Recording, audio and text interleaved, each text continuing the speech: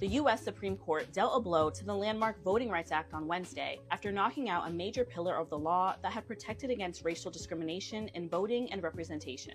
In the 6 decades since it was signed, the Voting Rights Act became one of the most consequential laws in the nation's history, preventing discrimination against minorities at the ballot box. It also helped elect Black and Hispanic representatives at all levels of government. But on Wednesday, the Supreme Court hollowed out the landmark civil rights-era law by striking down a majority Black congressional district in Louisiana. That ruling could provide an open door for political mapmakers to undermine minority representation. The Voting Rights Act was signed into law by President Lyndon B. Johnson on August 6, 1965, 5 months after the Bloody Sunday attack on civil rights marchers in Selma, Alabama, gave momentum to the bill. Wherever there is discrimination, this law will strike down all restrictions used to deny the people the right to vote. In recent years, AP reporter Gary Fields sat down with some of the people who were pivotal to the birth of the act. After having talked to these individuals and to a number of other people about why voting rights was so important, the reason for why they were so important then hasn't changed now. In a democracy or a republic such as ourselves, the vote is the thing that you have that is the coin of the realm that allows you to say, I'm a full participant in this society, in this endeavor that we call the United States of America. The question now is, what comes next for minority representatives and the communities they represent? What is the latest electric bill that you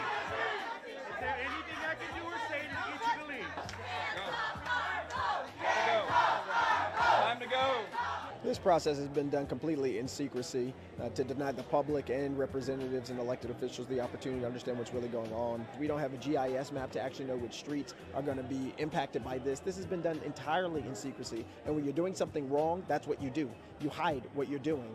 We know the intention here is to be racist. It is to take the only majority Black district out of the United States Congress, and it is to allow for white representation and white majority districts to exist, period.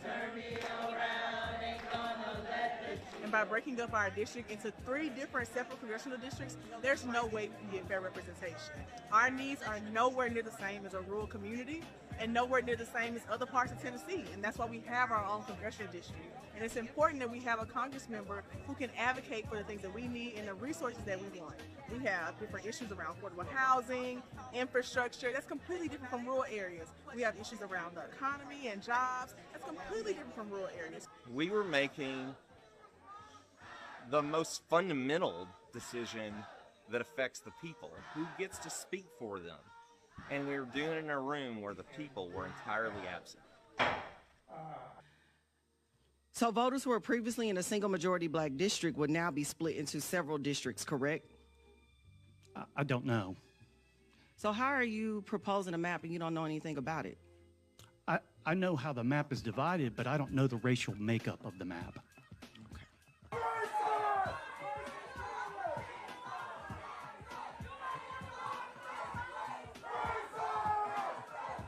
We want Republicans to maintain control of the House of Representatives.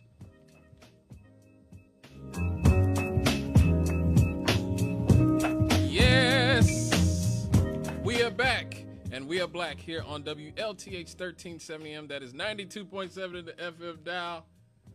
It is 6:47 in the PM here on May the 8th, 2026. Y'all know Mother's Day is on Sunday, right? If your mother's still with you, you better get her something. Card or cake or flower, whatever. You better get your mama something. That's all I'm saying. All right, folks, we are back here on WLTH 1370 AM. This is Straight Out of the Cannon with me, Scott Cannon. And as you hear in the intro, the Voting Rights Act kaput, it looks like. It's been steadily narrowed by the Supreme Court over the last decade. And finally, the court's 2026 decision in Louisiana versus Calais is widely seen as sort of the nail in the coffin. Here's basically the core issue in plain language. After the 2020 census, Louisiana drew congressional districts with only one majority Black district, even though Black residents roughly make up 1/3 of the state's population. A federal court ruled that the map likely violated Section 2 of the Voting Rights Act because it diluted black voting power. Louisiana, at that point, created a second majority black district to comply with that ruling. The new map was challenged by a group of voters led by a man named Philip Calais, who argued that the state relied too heavily on race when drawing the district boundaries. The Supreme Court ultimately agreed with them in a 6-3 decision. This relationship to the Voting Rights Act is actually very huge because the court effectively changed how Section 2 works. For many years, Section 2 allowed the courts to strike down voting maps that produced discriminatory effects. So if there were maps that didn't have, say, black districts or districts carved out for, minority communities, they would often strike it down, even if lawmakers never openly admitted racist intent. This framework came largely from the 1986 case Thornburg versus Gingles. In Calais, the court said Section 2 should not force states to heavily prioritize race when drawing districts. The majority opinion written by who else? Samuel Alito, or Scalito, because he was so much like Antonin Scalia, argued that the lower courts had interpreted the Voting Rights Act too aggressively and in ways that conflicted with the Constitution's Equal Protection Clause. Now, effectively, this decision has done a few things. It has made it much harder to prove racial vote dilution claims under Section 2. It raises the importance of proving intentional discrimination instead of just discriminatory outcomes. So you have to get one of the people gerrymandering on tape saying I hate black people, I hate Mexicans, and I don't want them to have any political representation. You get something like that. It also strengthens the argument that the states can defend maps that are pretty obviously racially gerrymandered as partisan rather than they could say it's partisan rather than racial. And this is another one of the dangers of black people just being Democrats, or just sort of being completely in one basket in terms of parties. That's actually one of the issues. Now they can just say, we're not against blacks, we're against Democrats, knowing that 90% of black people all vote for Democrats. It also limits where the states can intentionally create majority-minority districts to comply with the Voting Rights Act. Now, there are critics of this decision, including the court's liberal justices like Sotomayor and Ketanji Brown Jackson and many civil rights groups, Elena Kagan. They are arguing that the ruling guts Section 2 of the Voting Rights Act. The dissent was written actually by Justice Elena Kagan, and she said that the majority was essentially dismantling one of the country's core protections for minority voting rights. This ruling is also connected to earlier Supreme Court decisions that weakened the Voting Rights Act, including Shelby County versus Holder, which struck down the Voting Rights Act's federal pre-clearance formula for states with histories of discrimination. So states that had a history of discrimination were basically being monitored, hey, don't try that crap again. Brnovich versus the DNC narrowed Section 2 challenges involving voter rules. Rucho versus Common Cause said that federal courts generally cannot police partisan gerrymandering.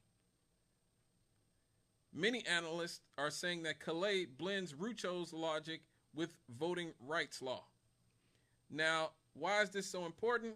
It is important because this decision can allow states to basically redraw whole districts in ways that reduce minority electoral influence, dilute the political power of minority groups, while essentially saying, we're not doing it by race, we're doing it by party. We're not doing it because they're black or because they're Hispanic, we're doing it because they're Democrats. we're just partisan hacks, not racists. Exactly. How dare you accuse us of being racist? We just are partisan hacks. We're just completely like immoral and have no loyalty except for to our party. How dare you? So analysts expect this ruling to affect future redistricting fights in southern states, of course, including Georgia, Texas, Florida, Louisiana itself. So in many of these like practical terms, Calais is important because it actually shifts the balance away from race-conscious protection for minority representation and toward a stricter constitutional skepticism of race-based districting. Even when states are trying to comply with the Voting Rights Act, they can just say, hey, we're just discriminating against them because they're Democrats, not because they're black. Huh? You know. So, you know, of course, in reaction to this, many Democrats, white liberals, and the colored people who love them are blaming, who do you think they're blaming? You think they're blaming Donald Trump and the Republicans? Do you think they're blaming, like, who do you think they're blaming? Let's see. You think they're blaming their terrible candidates that they've run in recent years? You think they're blaming themselves for not doing a good enough job to protect voting rights? Let's see.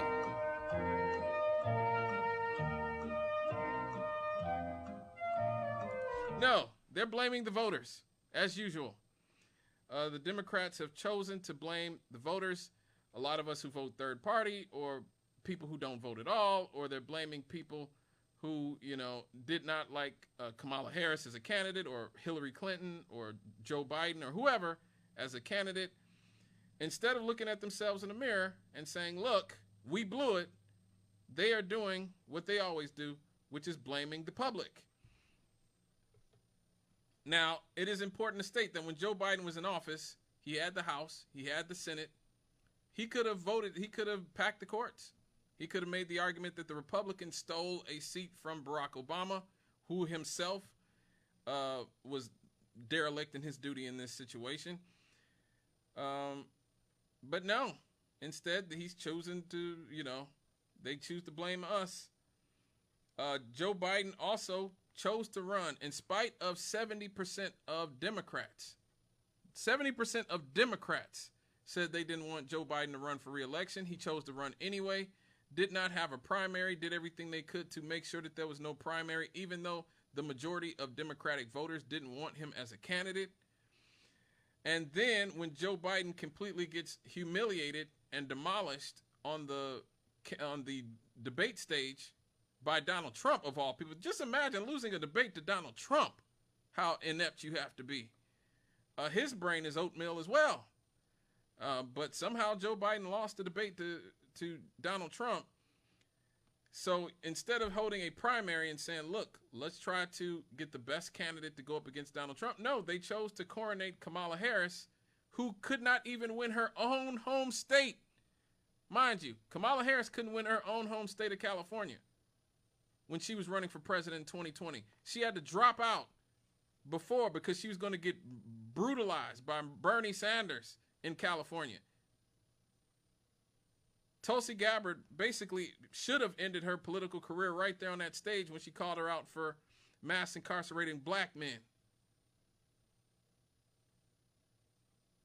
But, you know, she went on and she failed up like a lot of people in the Democratic Party do, and became the vice president.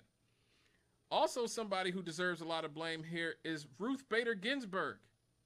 Yes, every liberal's girl boss hero who refused to retire when Barack Obama was president. She said, oh, I'm not going to retire under Barack Obama because I want to be replaced by the first woman president, Hillary Clinton. She was so sure that Hillary Clinton was going to be the president that she refused to retire, and then she went ahead and died in office. Completely selfish on her part. And so instead, Donald Trump appoints Amy Coney Barrett. As a few years later, the court overturned Roe v. Wade 5-4, basically because Donald Trump had that extra that extra Supreme Court justice that again should have been whoever the Democrats nominated to take Ruth Bader Ginsburg's spot if she had done the right thing and retired when Barack Obama was still in the White House. Now, I will say this once again, it's always very incredible to me that the Democrats are the only party that blames the voters. They're the only party that blames the voters. Think about this. Donald Trump is the most petty, the most narcissistic, the most demonstrative president we've ever had. This is a man who will dog out anybody.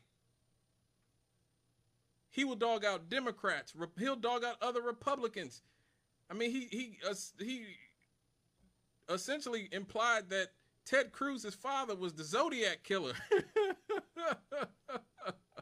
He talked about Ted Cruz's wife. He talked about Marco Rubio. He dogged him out. Trump will dog out anybody. He'll dog out Europeans. He'll dog out Africans. He'll talk about S-hole countries. He'll definitely dog out the media.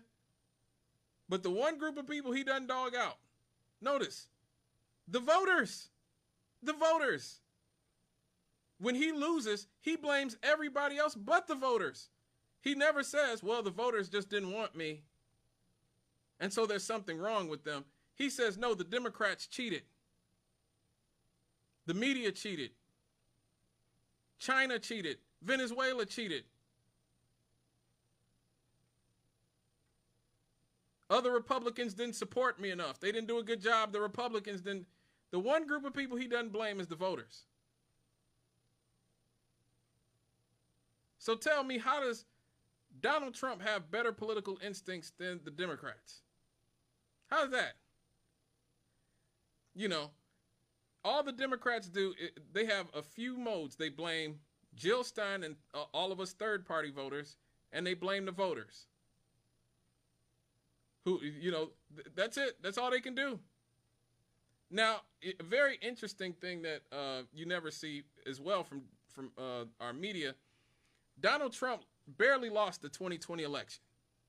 Barely lost it. Even though, you know, his popularity had collapsed due to COVID and the way that his administration had mishandled the COVID pandemic.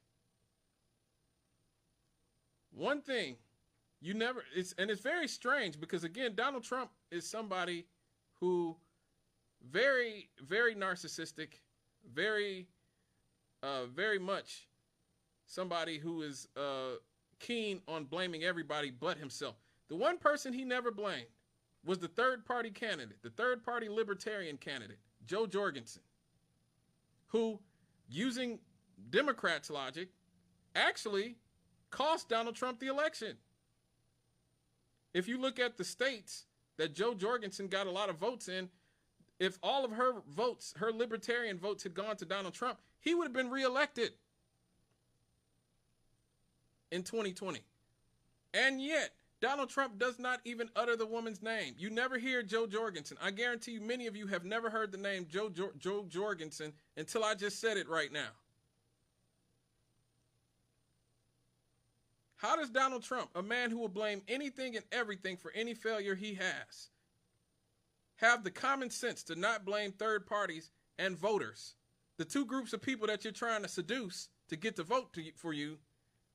But the Democrats somehow can never figure this out. They're always going to blame third parties. They're always going to blame the voters. Make it make sense. Hello, caller. What's up? Good afternoon. Good evening, Mr. Scott. It's all good, brother. I hadn't listened to you for a while, been a lot busy at the time. But I had to call you today because there were a couple of things I wanted to get your opinion on. Is it about the topic? Is it about the topic? Yeah, it's politics. I don't know. Is it about the topic? We're talking about the Voting Rights Act, and we're talking about. Yeah. Okay. Yeah. One of them is that. Okay. One of them is that. Well, let's go with that. Okay. I would just like to get your opinion because I didn't hear it. I just got in my car. Okay. With this voting, with this decision with the Supreme Court, and the way that people are acting in Memphis and other areas, even up here, they say they've taken away the black Well, what does that mean? We can't vote in Memphis now? Well, see, they're not. That's a little bit of a misnomer. They're not actually taking away black people's right to vote. What they're doing is they're changing the way that districts can be drawn. It used to be because of the Voting Rights Act, there had to be certain carve-outs for black districts because obviously black political power had been suppressed for so many years. Now the Supreme Court is basically saying you can't take race into account when you're carving up political districts. So essentially a lot of black cities and heavily black areas will have less political representation, or there'll be less influence of majority black communities from here on out. Okay, I called my cousin who lives in Memphis, and he was telling me about the area that he lives in. And he was talking about how he thought he was moving to an area that was going to be different from where he lived, but he said the crime was just as worse. The police presence, people mad when the police come around and everything like that. So he said he was kind of for a change because they've been at black power in his community for years, but yet nothing had ever changed. He said, and he was waiting for the change with every different person of power that got into power that were African American. Nothing changed. So he kind of went the same way I went. I'm not Republican or Democrat. I'm for the best person to do the job. I wouldn't care if he's black, white, Jew, Gentile, or Christ. And I was like, listening to the conversation with him, I don't think there are a lot of people that understand the people that live in Memphis. Memphis is 65% African American. It is. And when you look at that and look at the years of having a conversation with my cousin, we're just getting the repeat thing year after year after year. Some African Americans in Memphis are looking for a change. Memphis is the most dangerous city in Tennessee to live in. Mm-hmm. And it's a shame because at one time Memphis was known for a lot of other things besides that. So I kind of understood what he was talking about. And hopefully you will talk about, I'm going to just mention it and let it go. This thing with Spirit Airlines and Elizabeth Warren. I don't know if you spoke about that. No, we're not talking about that this week. Okay. All right, yeah, because it was just so funny how she knew to get rid of her shares right before the company went down, and the Democrats are saying it's the Republicans' fault, but it was the Democrats that voted against the merger that would have saved all those jobs. All right, brother, you have a nice night. I'm glad to listen to you tonight. It's all good. It's all good. Good to hear from you. Right. Yes, I mean, look, there's no doubt that there's been a lot of, we're here in Black Gary, Indiana. East Chicago's majority Hispanic. We live in heavily minority area ourselves, but it's important to understand just how much things indeed have changed in the era of civil rights and voting rights. I just looked this up. Minnesota in poverty in 1960, over half of the population in Memphis lived below the poverty line at the start of the decade. Over half. Okay? Today in Memphis, the black poverty rate is 30%. So under 30%. In 2024, Memphis Poverty Fact Sheet, black poverty in Memphis was 27.1%. It was about 60% in 1960, and this is what a lot of times people don't understand when people say stuff like nothing has changed. You hear that a lot, but I always have to tell people you have to do the digging and look at the generational poverty that black people used to live in 60, 70 years ago. In 1940, black poverty was 90% in America. 90%. By 1960, thanks to the New Deal programs and the FEPC and a lot of the other things, it was 60%. So it went from 90% to 60%. in 1960. By 1970, it was 30%. After the Voting Rights Act, the Fair Housing Act, Civil Rights Act, and LBJ's Great Society programs, black people went from 90% poverty to 30% poverty in America in about 30 years. That's revolutionary. That's revolutionary. And so, yes, have things gone as well as we'd like them to go? No, of course not. I'm sure if you're one of the 27% of people in Memphis, black people in Memphis, who are living in poverty, I'm sure your life isn't great, but it ain't 60% like it was 60 years ago. And that's important to state. That is important to state. Just because, you know, some things have gotten worse or some things aren't as good as you'd like them to be, does not mean that there has not been progress over the years. Particularly, like I said, between the 1930s and the 1970s, we made massive amounts of progress. And the New Deal, the Great Society, the Civil Rights Act, the Voting Rights Act, the Fair Housing Act. The problem is that we sort of stagnated since that point. But in the years that all those acts were coming, we made a drastic amount of progress. And we have to acknowledge, too, and I was just thinking about this not too long ago. Man, I got to wrap this up because I got to go to a break and I got to do the happy happies. But one thing we don't really recognize or acknowledge is that there was a backlash to black progress in this country between the 1930s and the 1970s. Nixon's war on drugs that specifically targeted black communities. Richard Nixon dismantling a lot of programs. Ronald Reagan dismantling a lot of programs. Unfortunately, Bill Clinton expanding mass incarceration, helping to send jobs overseas in the 90s.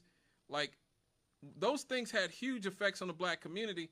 It's not that the Civil Rights Act and the Voting Rights Act and the New Deal and the Great Society, these things didn't benefit black people. It's that after those things were done and you saw black poverty go from 90% to 30% in 30 years, a lot of white people resented that.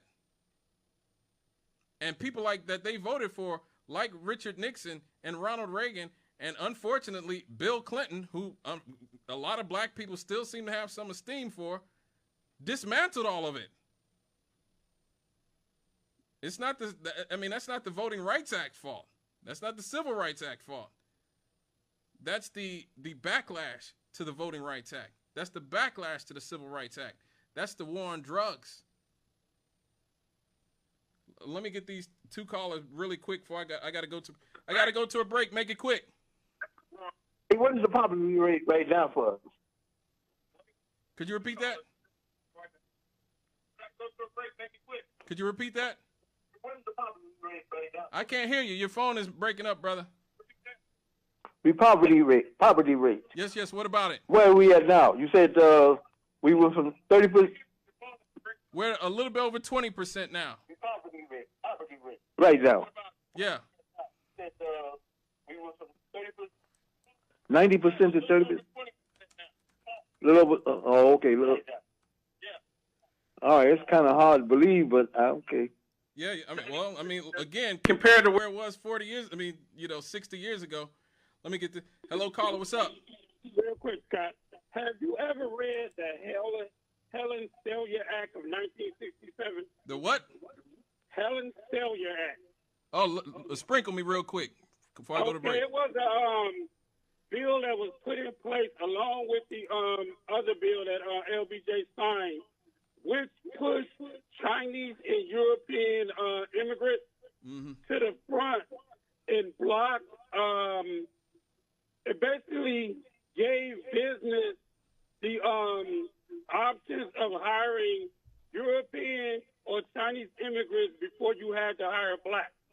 Whenever you get a chance, look it up. It happened in 1967 when the African Americans was signed. It was a bill that a lot of people didn't know about, and while everybody was all clapping about the bill for black, he also signed a bill that a lot of people didn't know about that pushed the immigration for the Chinese and the European immigrants to be higher before African Americans.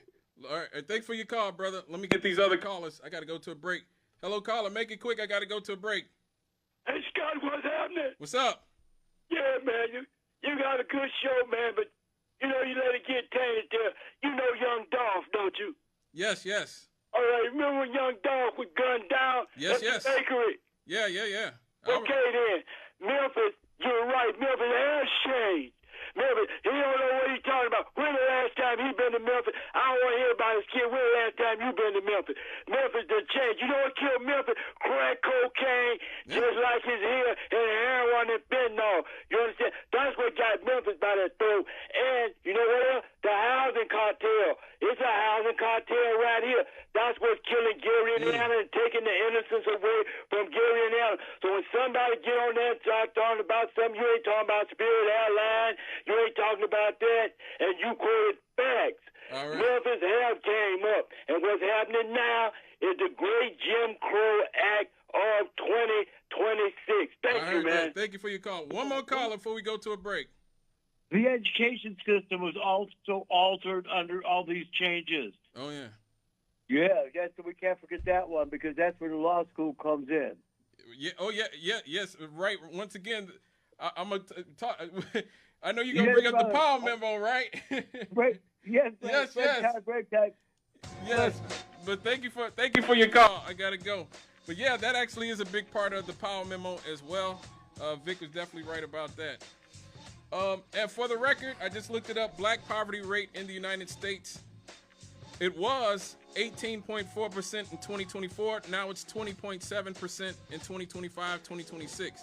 So again, 90% black poverty in 1940, 60% in 1960, 30% in 1970, 20% now. You know, I think we've done relatively well considering that we had sort of a neo-reconstruction period in this country where, again, much of white America resented the huge progress the black community had made in such a short period of time and, you know, instituted a lot of things to destroy that. Killed our civil rights leaders, destroyed our civil rights organizations, pumped heroin into our communities in the 70s, pumped crack into our communities in the 80s, destroyed our families, our communities, sent all the jobs overseas. The fact that poverty is 20% today, again, not ideal to have 20% poverty, but ain't a black person from 1960 would not trade place with a black person in 2026. I'll just say that. All right, folks, it's 7:16 in the PM. Man, I shot way past. I got to go to a break. When we come back, Happies, let's lighten the mood a little bit. We'll be right back here on Straight Out of the Cannon with me, Scott Cannon, here on WLTH 1370 AM. That is 92.7 in the FM dial. Don't go nowhere.